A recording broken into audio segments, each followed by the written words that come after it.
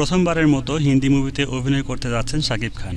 শাকিবের বিপরীতে অভিনয় করছেন জনপ্রিয় নায়িকা শ্রদ্ধা কাপুর। ছবিটি প্রযোজনা করেছেন জাজ মাল্টিমিডিয়া। জাজ মাল্টিমিডিয়ার একটি ঘনিষ্ঠ মিডিয়া তথ্যে এটি জানিয়েছেন। এ ব্যাপারে জাজ মাল্টিমিডিয়ার কর্ণধার আব্দুল আজিজ বলেন, শ্রদ্ধা কাপুরের সঙ্গে আমাদের কথা হয়েছে, তিনি রাজি, কিন্তু এখনও তার সাথে চুক্তিবদ্ধ হয়নি। সামনের বছরই শুটিংয়ে যাব, সেভাবেই গুছিয়ে নিচ্ছি। ছবিটি পরিচালনা করবেন বোম্বাইয়ের এক নামী পরিচালক, তবে তার নামটি এখনও ঠিক করা হয়নি। তবে গল্প হবে আমাদেরই। ছবিতে শ্রদ্ধার নায়ক কী হবে সেটা এখনও ঠিক করা হয়নি, তবে ছবির হিরো হিসাবে বাংলাদেশেরই কোনো হিরোকে নেওয়া হবে। সেই ক্ষেত্রে জাজের প্রথম পছন্দ হলো শাকিব খান।